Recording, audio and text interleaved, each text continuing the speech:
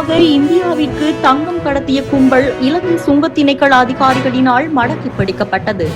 யாழ் காங்கேசன் துறையில் பரபரப்பு. தமிழீழ விடுதலை புலிகளின் தங்கத்தை கொண்டு வந்த விமானிக்கு நேர்ந்த கொடூரம். வெளிவரும் பல திடுக்கிடும் தகவல்கள். இலங்கை கடற்படை தளத்தின் ரகசிய சித்திரவதை முகாமிற்கு சீல் வைப்பு. கோட்டாபாய சிறைக்கு செல்ல தயாராக வேண்டும். அரசு தரப்பிலிருந்து வெளிவந்த அறிவிப்பு. உயிர்த்த ஞாயிறு தாக்குதல் விசாரணையை திசை திருப்ப முயற்சிக்கும் தேரர்கள். மட்டக்களப்பில் வெடித்த போராட்டம். செம்மணி மனித புதைகுழியில் இருந்து அகழ்ந்தெடுக்கப்பட்ட 80 தொகுதிகள் நிபுணத்துவம் வாய்ந்த பல்கலைக்கழகங்களுக்கு அனுப்பப்பட வேண்டும். எம்.ஏ. சுமந்திரன் தெரிவிப்பு. பௌத்த ராஜ்யத்தின் அடித்தளத்தை தகர்க்க முற்படும் உள்நாட்டு வெளிநாட்டு சக்திகளின் முயற்சிகள் ஒருபோதும் அனுமதிக்கப்பட மாட்டாது.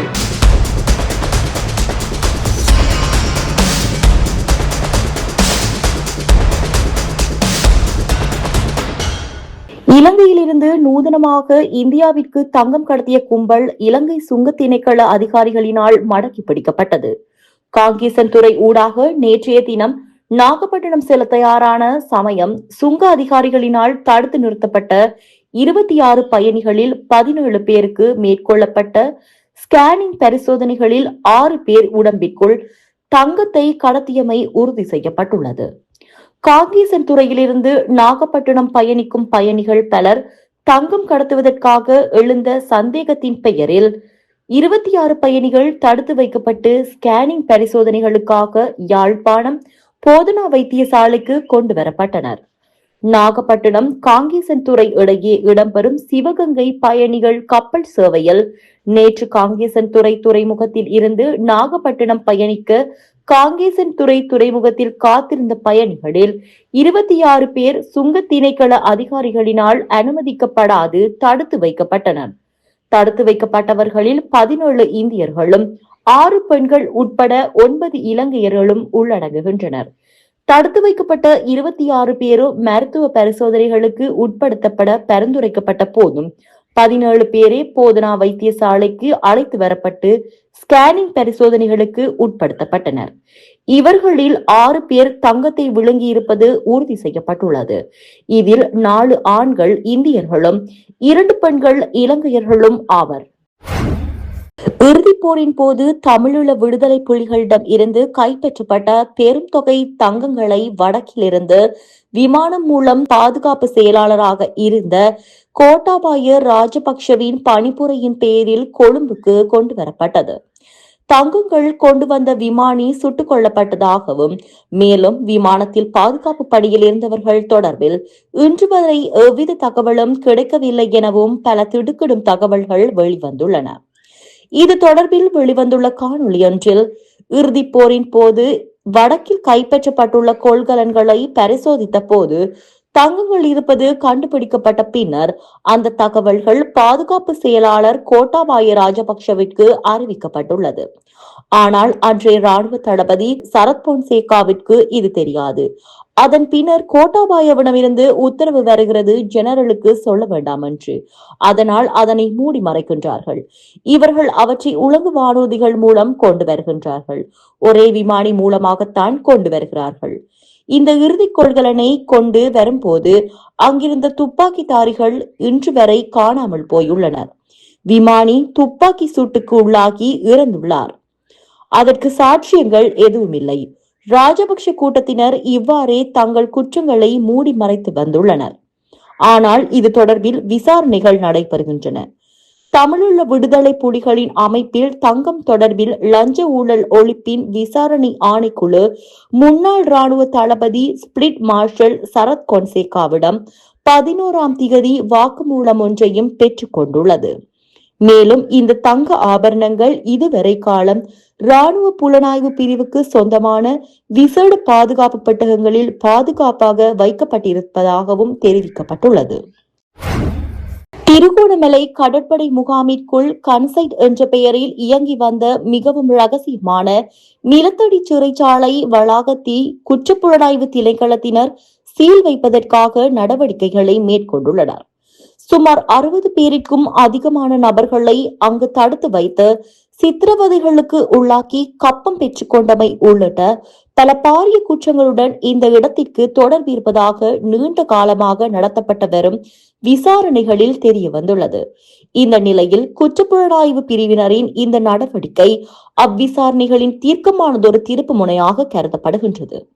இந்த ரகசிய சித்திரவதை முகாம் வளாகத்தை நேரில் பார்வையிட்டு ஆய்வு செய்வதற்காக திருகோணமலை நீதிவான் விஜயம் செய்ய உள்ளார். தற்போது நீதிமன்றத்தில் விசாரணையில் உள்ள 11 இளைஞர்கள் கடத்தப்பட்டு காணாமல் ஆக்கப்பட்ட சம்பவம் தவிர மேலும் பல நபர்கள் இந்த ரகசிய முகாமில் தடுத்து வைக்கப்பட்டிருப்பதற்கான சான்றுகளுடன் கூடிய தகவல்கள் தற்போது வெளியாகி வருகின்றன. கேகாலையைச் சேர்ந்த சாந்தி என்பவரின் வழக்கு பொல்காவல நீதிவான் நீதிமன்றத்தில் விசாரிக்கப்பட்டு வருகின்றது. கொழும்பில் மேலும் 2 தமிழ் இளைஞர்கள் காணாமல் ஆக்கப்பட்டுள்ளமை தொடர்பான விசாரணைகள் கொழும்பு இலக்கம் 3 நீதிவான் நீதிமன்றத்திற்கு அறிக்கை செய்யப்பட்டுள்ளது. சப்ரகமுவ பிரதேசத்தை சேர்ந்த பிரதீப் என்பவரும் திருகோணமலையைச் சேர்ந்த 2 இளம் பெண்களும் காணாமல் ஆக்கப்பட்டமை தொடர்பான விவரங்களும் நீதிமன்றங்களுக்கு அறிக்கை செய்யப்பட்டுள்ளன.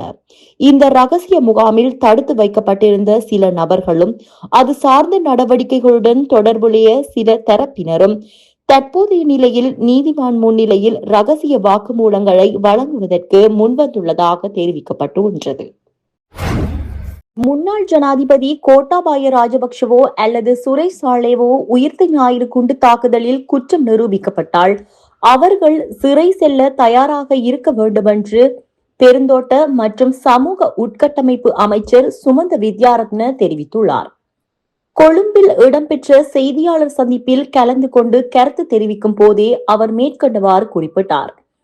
தொடர்ந்தும் தெரிவிக்கையில், இந்த நாட்டில் சட்டம் அனைவருக்கும் பொதுவானது.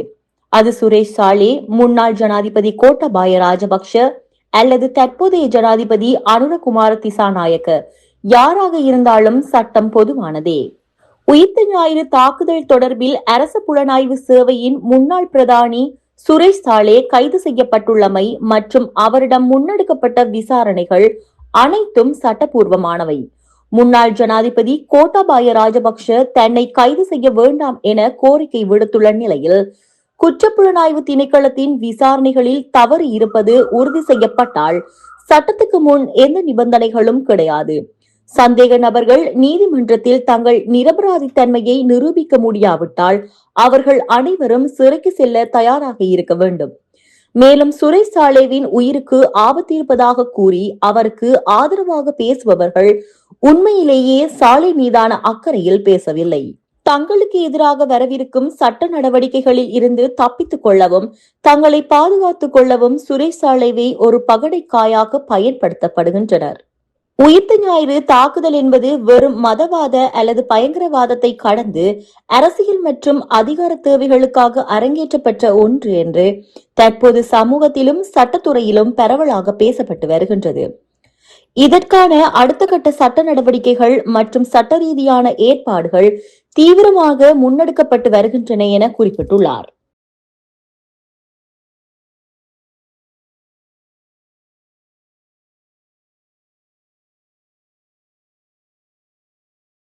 இலங்கை தமிழ் மக்கள் மீது நிகழ்த்தப்பட்ட திட்டமிட்ட இனப்படுகொலையின் அசைக்க முடியாத சாட்சியாக செம்மணி மனித புதைகுழி உருவெடுத்துள்ளது என நாடாளுமன்ற உறுப்பினர் சிவஞானம் ஸ்ரீதரன் தெரிவித்துள்ளார்.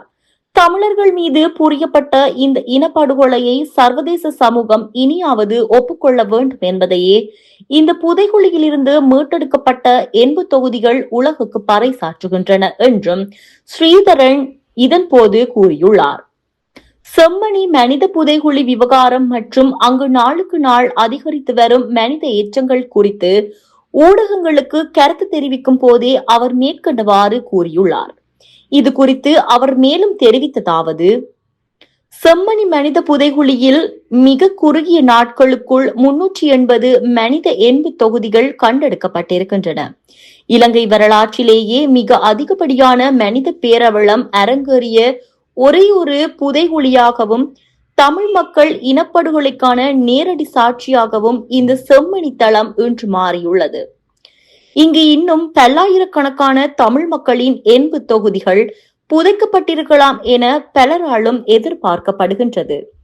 இந்த வகையில் உலகத்தினுடைய மனசாட்சியே உலுக்குகின்ற, கிளறி விடுகின்ற ஒரு வரலாற்று முக்கியத்துவம் வாய்ந்த களமாக இந்த செம்மணி மனித புதைகுழி அமைய போகின்றது. சர்வதேச சமூகம் இந்த விடயத்தில் உடனடியாக தங்களின் மேலான கரிசனையை செலுத்த வேண்டும். எத்தனையோ இழப்புகளை சந்தித்து இன்று வரை ஏமாற்றப்பட்டு வரும் தமிழ் மக்களுக்கான உண்மையான நீதியை பெற்று தருகின்ற ஓர் அணையாத சுடராகவும் தமிழ் மக்களுடைய நீதிக்கான ஒரு பிரதான திறவுகோளாகவும் இந்த செம்மணி அமைய வேண்டும் என்பதே எங்களின் பலத்த எதிர்பார்ப்பாகும் என்றார். செம்மணி மனித புதைகுழியிலிருந்து அகழ்ந்தெடுக்கப்படும் 80 தொகுதிகள் நிபுணத்துவம் வாய்ந்த பிரபலமான பல்கலைக்கழகங்களுக்கு அல்லது பரிசோதனை கூடங்களுக்கு அனுப்பப்பட வேண்டும் என கூறி ஒரு வருடம் ஆகின்ற போதும் அவை இன்னமும் அனுப்பப்படவில்லை. அகழ்ந்து எடுக்கப்பட்ட 80 தொகுதிகள் அடையாளம் காணப்பட்டு அதற்கு காரணமானவர்களுக்கு எதிராக உடனடியாக நடவடிக்கை எடுக்கப்பட வேண்டும் என ஜனாதிபதி சட்டத்தரணி இலங்கை தமிழரசு கட்சியின் பொதுச் செயலாளருமான MA சுமந்திரன் தெரிவித்துள்ளார். செம்மணி மனித புதைகுழி தொடர்பில் ஊடகங்களுக்கு கருத்து தெரிவிக்கும் போதே அவர் மேற்கண்டவாறு தெரிவித்தார். செம்மணியில் நேற்றைய தினத்தோடு அதிக எண்ணிக்கையான 80 தொகுதிகள் அகழ்ந்தெடுக்கப்பட்ட மனித புதைகுழியாக செம்மணி மனித புதைகுழி உருவெடுத்துள்ளது. இதற்கு முன்னாள் மன்னார் மாவட்டத்தில் உள்ள சதோச மனித புதைகுழியில் 376 மனித 80 தொகுதிகள் அகழ்ந்தெடுக்கப்பட்டிருந்தன. தற்போது அகழ்ந்தெடுக்கப்படும் 80 தொகுதிகளையும் அதிகூடிய நிபுணத்துவம் வாய்ந்த பல்கலைக்கழகங்களில் அல்லது பரிசோதனை கூடங்களில் அறிய தர வேண்டும் என நாங்கள் கோரியிருந்தோம். அதற்கான உத்தரவுகளையும் நீதிமன்றம் வழங்கியிருந்தது. 80 தொகுதிகளை அகழ்ந்தெடுப்பது என்பது ஒரு ஆடம்பர விடயமல்ல. அதனை விட பிரதானமான அகழ்ந்து எடுக்கப்படும் 80 தொகுதி யாருடையது என்பதை அடையாளம் காண்பது என்பது மிகவும் முக்கியமானது. 80 தொகுதிகளை அடையாளம் கண்டறிவதற்கான நடவடிக்கைகள் எதுவும் இன்னமும் எடுக்கப்படவில்லை என்றார். செம்மணி சிந்துபாத்தி மாகாணத்தின் வாசலில் நிற்கிறோம். இன்றைய தினம் இங்கே அகலப்படுகிற இடங்களிலே இருந்து 380வது 80 தொகுதியும் கண்டெடுக்கப்பட்டிருக்கிறது. இலங்கையிலே மனித புதைகுழிகள் பல இடங்களிலே தற்போது அகன்று 80 தொகுதிகள் கண்டெடுக்கப்பட்டிருக்கின்றன. இன்றையோடு இந்த இடத்திலே மிக கூடுதலான எண்ணிக்கையான 80 தொகுதிகள் இந்த ஒரு இடத்திலே கண்டெடுக்கப்பட்டிருக்கிறது. இதற்கு முன்னர் மன்னார் சத்தோச வளாகத்திலே 376 வரைக்குமான 80 தொகுதிகள் இருந்ததாக சொல்லப்படுகிறது. ஆகையினாலே இந்த ஒரு இடத்திலே இன்னமும் இதிலே ஆள்வதற்கு பல பிரதேசங்கள் இன்னமும் இருக்கின்றன. அப்படி இருந்தும் இந்த அகற்றப்பட்ட இடங்களிலேயே ஆகக்கூடிய எண்ணிக்கையான 80 தொகுதிகள் கண்டெடுக்கப்பட்ட இடமாக இன்றைக்கு இந்த சிந்துபாத்தி மாகாணம் அடைந்திருக்கிறது. இங்கே எப்படியாக குடும்பமாக பலர் கொல்லப்பட்டு புதைக்கப்பட்டிருக்கிறார்கள் என்பது தெரிய வருகிறது. ஏனென்றால் வெறுமனே ஆண்கள் மட்டுமல்ல, பெண்கள், குழந்தைகள், பிள்ளைகள் 80 தொகுதிகள் இங்கே எடுக்கப்பட்டிருக்கின்றன. ஆகவே இது சாதாரணமான ஒரு மனித புதைகுழி அல்ல. இது வேண்டுமென்றே புதைக்கப்பட்டவைகள் என்பது நிரூபணமாகி இருக்கிறது.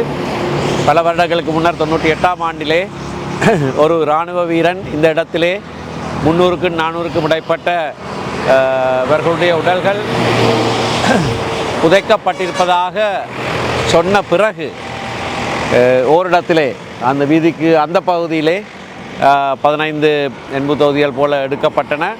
அது அப்பொழுது வெளிநாட்டுக்கு அனுப்பப்பட்டது. பரிசோதனைக்காக கிளாஸ்கோ பல்கலைக்கழகத்துக்கு அனுப்பப்பட்டிருந்தது. அதிலே 2 அடையாளம் காணப்பட்டது. இந்த விடயத்திலேயும் கூட சென்ற வருடம் உலகிலே இருக்கிற இந்த நிபுணத்துவம் வாய்ந்த கூடிய நிபுணத்துவம் உள்ள பல்கலைக்கழகங்கள் அல்லது பரிசோதனை கூடங்கள் அறிய தர வேண்டும் என்று நாங்கள் கேட்டிருந்தோம். அதற்கான உத்தரவுகள் நீதிமன்றம் கொடுத்திருந்தது. இந்த 80 தொகுதிகளை கண்டெடுக்கிறது ஒரு விடயம். ஆனால் அதைவிட பிரதானமானது இது யாருடையது என்பதை அடையாளம் காண்பது. வெறுமனே எலும்பு கூட்டு தொகுதிகளை கண்டுபிடித்து விட்டால் அதோடு விடயம் நின்று விடாது. அது ஆரம்பம் மட்டும்தான். அடையாளப்படுத்துதல் மிக மிக முக்கியமானது. அதற்கான நடவடிக்கைகள் எதுவும் இன்னமும் எடுக்கப்படவில்லை. ஒரு வருடத்துக்கு மேலாக இதை சொல்லியும் கூட இன்னமும் பிரபலமான பல்கலைக்கழகங்களுக்கு அல்லது பரிசோதனை கூடங்களுக்கு இவை அனுப்பப்படவில்லை. இதிலே வெளிநாடுகளுக்கு இது அனுப்பப்பட வேண்டும். இது சம்பந்தமான நிபுணத்துவம் கூடுதலாக இருக்கக்கூடிய இடங்களுக்கு, அதாவது இலங்கையிலே அந்த நிபுணத்துவம் இல்லை என்றால் சர்வதேச நிபுணத்துவத்தை நாடுவோம் என்று நீதி அமைச்சர் அந்த வேளையிலேயே தெளிவாக சொல்லியிருந்தார். நாளைய தினம் அவர் இங்கே வர இருக்கிறார். ஆகையினாலே இந்த அடுத்தடுத்த நடவடிக்கைகள் உடனடியாக செய்யப்பட்டு அடையாளம் காணப்பட்டு இதற்கு பொறுப்பானவர்களுக்கு எதிராக உடனடியாக நடவடிக்கை எடுக்கப்பட வேண்டும். உயிர்த்த ஞாயிறு தாக்குதல் விசாரணைகள் சுதந்திரமாக முன்னெடுக்கப்பட வேண்டும் என்பதை வலியுறுத்தும் குற்றவாளிகளுக்கு சட்டத்தினால் சரியாக தீர்ப்புகள் வழங்கப்படுவதை உறுதிப்படுத்த கோரியும் ஈஸ்டர் தாக்குதல் தொடர்பான விசாரணைகளை திசை திருப்ப முன்னெடுக்கப்படும் செயற்பாடுகளை கண்டித்தும் இன்று மட்டக்களப்பில் அமைதியான முறையில் கவன ஈர்ப்பு போராட்டம் ஒன்று முன்னெடுக்கப்பட்டது. கிழக்கு சமூக அபிவிருத்தி ஒன்றியத்தின் ஏற்பாட்டில் ஈஸ்டர் தாக்குதலில் பாதிக்கப்பட்ட மக்கள் மற்றும் சிவில் சமூக அமைப்புகள் இணைந்து இந்த போராட்டம் முன்னெடுக்கப்பட்டது.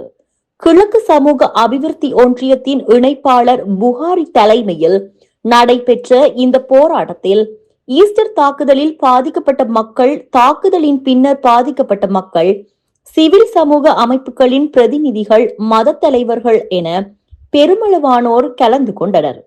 இதன்போது ஈஸ்டர் தாக்குதல் தொடர்பில் கண்டனம் தெரிவிக்கும் வகையிலும் கோரிக்கைகள் முன்வைக்கப்படும் வகையிலும் 3 மொழியிலும் எழுதப்பட்ட பதாகைகள் போராட்டத்தில் கலந்து கொண்டவர்கள் ஏந்தியிருந்தனர்.